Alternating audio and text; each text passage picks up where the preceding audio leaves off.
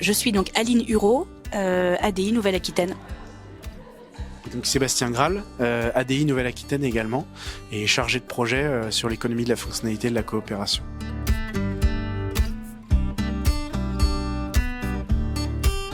La spécificité de l'EFC, c'est d'abord et avant tout des lunettes pour regarder différemment son modèle économique. Quand on chausse ces lunettes-là, d'abord c'est un peu flou, on a un petit peu de mal à voir ce qui se passe. Le temps de s'approprier les différents concepts et la nouvelle approche, c'est du temps long et du temps de mettre en place une nouvelle offre, de temps de mettre en place des dynamiques de coopération. C'est la mise en coopération qui fait que c'est très très long de s'engager sur l'EFC, parce que quand on commence à coopérer avec un partenaire, on met du temps pour s'écouter mutuellement, se comprendre, respecter et prendre en charge la contrainte de l'autre.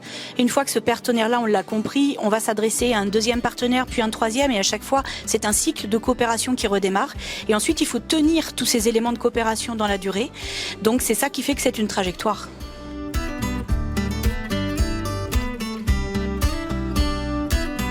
Effectivement, ce qui est attendu, et c'est ce qu'on observe dans pas mal d'entreprises qui se sont lancées dans des trajectoires EFC, c'est effectivement une réduction directe de l'impact matière, parce qu'on vend moins de produits, mais son modèle économique tourne quand même, quoi. Donc, Oui, là je parlais tout à l'heure avec une dirigeante d'une entreprise qui vend du mobilier de bureau et qui disait: je dis à mes commerciaux maintenant que leur boulot dans la vie, c'est plus de vendre du mobilier, mais d'écouter. Et parfois je dis non. Je dis non quand on me demande de remplacer un mobilier qui n'est pas usé, qui peut tout à fait être simplement nettoyé, qui n'est pas laid.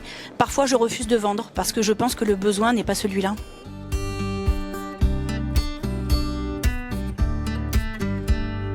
Moi, je dirais que c'est une trajectoire qui nous révèle à nous-mêmes, c'est-à-dire la recherche de sens, la recherche d'une contribution à la société qui nous fait vivre. Et ça, c'est une première raison. La deuxième raison, c'est qu'on arrive vraiment à concrétiser justement ces ambitions de faire bien, de faire mieux pour la planète, pour l'humanité, pour le vivant en général.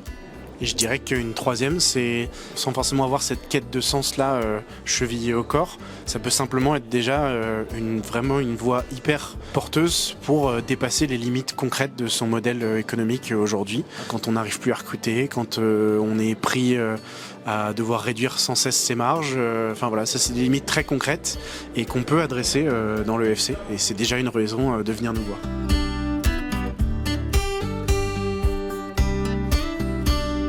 Pour moi, ce serait la planète qu'on voit dans Avatar. Une planète dans laquelle la symbiose est totale entre les éléments, le climat, le vivant, une planète dans laquelle tout est harmonieux. Mais ça, c'est vraiment dans l'idéal. La particularité de l'EFC, c'est que le voyage est aussi extrêmement important. C'est comment on le fait, avec qui on le fait et de quelle manière. C'est beau ce que tu dis. Voilà, c'est pas que la destination. Absolument.